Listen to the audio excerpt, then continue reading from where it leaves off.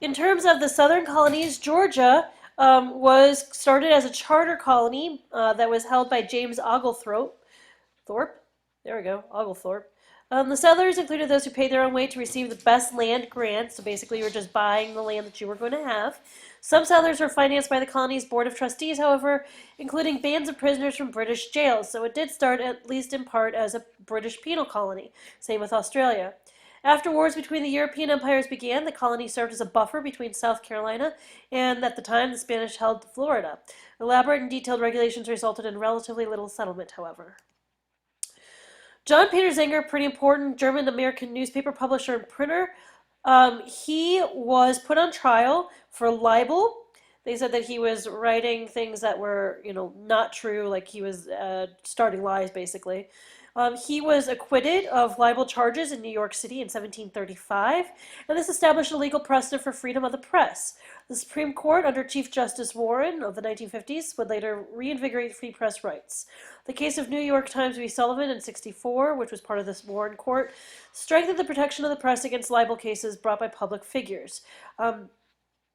In this case, the most important thing to know is Zenger is one of the first major court cases in American history, and that it was about newspapers and freedom of the press.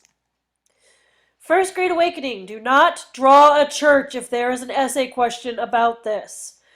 The First Great Awakening was a series of emotional religious revivals that occurred throughout the colonies. So how we said that religion was starting to decline as apparent through the halfway covenant and those types of things.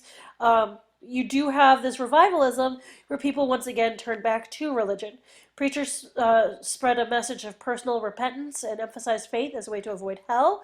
They suggested that there was an equality between God and the Bible, so if you shunned one, then you were shunning the other.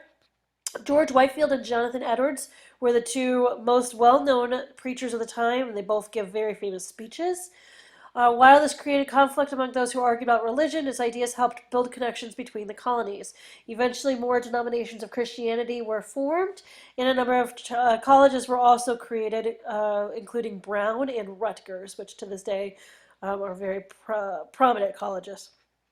So speaking of Jonathan Edwards, he was one of the two super important preachers of the Great Awakening, of the First Great Awakening, who emphasized personal religious experience, predestination, and dependence of man upon God and divine grace. His most widely read sermon was titled Sinners in the Hands of an Angry God. It is one of the most famous 1700s pieces of literature in American history, so it's probably pretty important document to know. While he is known for being one of the most prominent Calvinists, the Great Awakening was partially responsible for refuting the idea that salvation was only possible with predestined election, which is an important Calvinist belief. The French and Indian War, or the 7 Years' War, depending on who you ask, is a rivalry between France, Britain, and the various North American tribes, largely over who was going to control Ohio lands. It was one of a series of war fought between France and Britain throughout the world at the time, and so we were just kind of one of the other playgrounds for this war. Even when our war ended here, the battles continued on European fronts. Eventually, Britain is going to gain control of Canada, and then it's also going to gain the upper hand in mainland Europe as well. It was in these conflicts, however, that George Washington first appeared as an able military leader. The Albany Plan was delegates from 7 colonies met in New York to discuss different ways that they could collectively defend themselves against the British, as well as the French, as well as the Native Americans, and everybody else they needed to defend themselves against. The Pennsylvania delegate Benjamin Franklin proposed a plan called the Albany Plan that asked for an intercolonial government, but the plan was rejected by the colonial legislatures as demanding too great a surrender of power. No one of the colonial governments wanted to give up power to be part of a group. They all wanted to be the biggest and strongest. While the other colonies showed no support for Franklin's plan, it was an important precedent for the concept of uniting in the face of a common enemy. William Pitt was Britain's capable and energetic prime minister. After several humiliating defeats, he led Britain to virtually destroy the French Empire in North America by focusing on the French headquarters in Canada. The Treaty of Paris in 1763 ended the hostilities from the Seven Years' War, with Pitt as one of the main negotiators in that treaty-making process. The Treaty of Paris 1763, like I said, ended the Seven Years' War. From France, Britain was able to gain Canada and some of the lands east of today's Mississippi River. France lost all of its North American colonies. Spain randomly gained some of Louisiana territory. And the treaty marked the end of what's called salutary neglect. This was a relationship in which the British Parliament had somewhat ignored the colonies, allowing them to develop their character without interference. So now Britain is going to come back to being rather hands-on with the colonies, which the colonies are going to take great offense to. The impact of the French and Indian War on British colonial policy. Britain set out to solve the large national debt incurred in recent conflicts.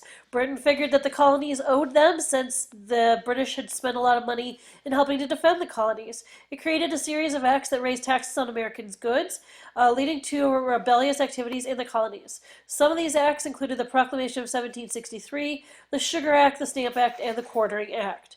So think of all those acts and all those taxes. Those were all created, at least in part, by the British as an effort to get back money that they had spent helping the colonies in defense during the 7 Years' War. Benjamin Franklin was a colonial writer, scientist, diplomat, printer, and philosopher. He is famous for publishing both the Pennsylvania Gazette as well as Poor Richard's Almanac. He also invented bifocals, and he liked to fly kites. He served in the Second Continental Congress and was a drafter and signer of the Declaration of Independence. He also is going to be one of the delegates in Paris and in France following the American Revolution.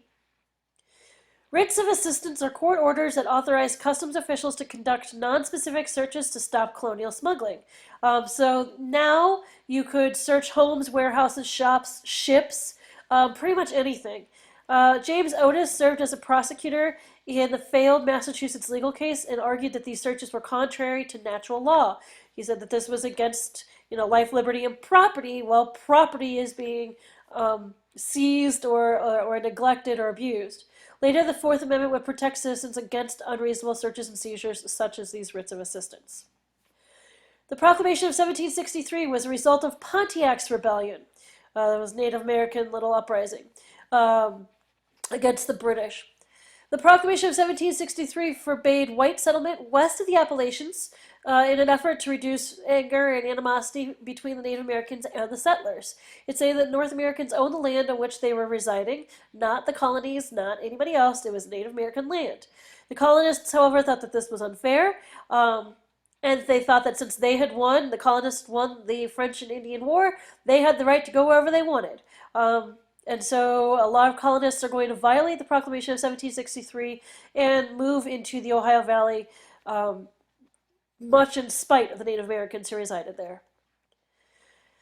The Sugar Act was a tax placed on goods imported in America in an effort to raise money for England. It meant to assist England in recouping the debt it had taken on during the French and Indian War, as I said. It was strictly enforced, unlike the Molasses Act. And it taxed goods included wine, coffee, cloth, silk, so not just stuff with sugar in it, but things that often would come over on the ships with the sugar. The Quartering Act was an act that required the colonies in which British troops were stationed to provide soldiers with bedding and other basic needs. So if a soldier knocked on your door, you had to let them in. You had no right to deny the soldiers access to your house. Colonists reacted negatively because they feared that having a standing army in their towns would make any type of rebellion that they might plan more difficult. They also disliked the additional expenses it caused. After the emergence of the U.S. Constitution, the Third Amendment made this illegal. The Stamp Act was an internal tax, the sole purpose of which was to raise revenue again. And basically, this said that Americans had to use paper that had a special stamp on it for legal documents, newspapers, playing cards, anything printed. And then the revenue from this tax was to be used solely for the support of the British soldiers protecting the colonies. The Declaratory Act was the act giving Britain the power to tax and make laws for Americans in all cases. This followed the repeal of the unpopular Stamp Act, which colonists had seen as a victory. It suggested that Britain might pass more restrictive acts in the future. So basically it said, all right, well, we're getting rid of the Stamp Act, but in exchange, Britain has the right to pass taxes in the future. Sam Adams is going to be a revolutionary resistance leader in Massachusetts who, with his friend Paul Revere, are going to create a group called the Sons of Liberty in Massachusetts. The Sons of Liberty, by today's standards, we would probably deem them as terrorists, although it's by no means popular to do so. But they were acting against the existing government using force as needed. They worked with committees of correspondence that provided communication about resistance among the colonies, writing newspaper articles and secret notes and stuff like that, that encouraged resistance to the British acts. Sam Adams attended both the First and Second Continental Congresses, and he signed the Declaration of Independence. The Stamp Act Congress was delegates of 7 colonies who met in New York to discuss plans for defense. It adopted the Declaration of Rights and Grievances, which stated that free-born Englishmen could not be taxed without their consent. It's the no taxation without representation. If they didn't get any seats in Parliament to vote on whether or not the taxes should exist, they didn't think the taxes were fair. The Townshend Acts were created by British Prime Minister Charles Townshend, who replaced former British Prime Minister George Grenville. It formed a program of taxing items that were imported into the colonies, such as paper, lead, glass, and tea. It replaced the direct taxes of the Stamp Act. So basically, it's just a series of super repressive acts and taxes, worse than what had already been repealed. It led to boycotts by Boston merchants and served as a key contributor to the Boston Massacre. Virtual representation. This is the English principle stating that the members of Parliament represented all of Britain and the British Empire, even though members were only elected by a small number of constituents. So even though the colonists didn't have representation, they virtually had representation because they were English, citizens in the eyes of Parliament. This idea was meant to be a response to the colonial claim of no taxation without representation, meaning that Parliament was itself a representation of those being taxed. The Boston Massacre occurred on March 5th, 1770. This was, an escalation. We watched several videos of this in class. It was an escalation of tensions that resulted in shooting in the streets, where 5 whole Bostonians were killed. So again, the misnomer of massacre there. But British soldiers killed 5 Bostonians, including Crispus Attucks, an American patriot and former slave, and that's why he tends to get the most well-known picture and everything. John Adams provided the legal defense for the soldiers, though the British soldiers acted more or less in self-defense because the colonists had been threatening and taunting and teasing and throwing sticks and daring them to shoot. Anti-royal leaders used the massacre to spur action in the colonies. Further resistance is going to occur in the form of the Tea Act and the Boston Tea Party in 1773. The concessions that allowed the British East India Company to sell tea directly to America and sell it at a bargain price was the Tea Act. Because the cheap tea undercut the costs of local merchants, colonists opposed these shipments, so they turned back the ships. They often also let shipments to rot, and they held the ships in port. So basically, they were boycotting tea. This is going to lead to the Boston Tea Party in December of 1773, where members of the Sons of Liberty, led by Sam Adams, dressed as Native Americans, and they destroyed the tea on the British ships. This was, again, an act of rebellion. In response, the Intolerable Acts, or the Corrosive Acts, depending who you ask, were the series of acts given by the colonists to the Quebec Act, and to a series of acts by the British in response to the Boston Tea Party that closed the port of Boston to all trade until citizens paid for the lost tea. It increased the power of Massachusetts' royal governor at the expense of the legislature, and it allowed royal officials accused of crimes in Massachusetts to be put on trial elsewhere. Basically, all of this is going to undermine the efforts of colonial resistance, where they first would try to act with restraint and respect. They would use petitions, trying to get representation rights. They had committees of correspondence, and then they boycotted the goods, and then they finally would turn to violence. So some colonists, however, did continue to follow British command, and those to this day become known as the English Loyalists.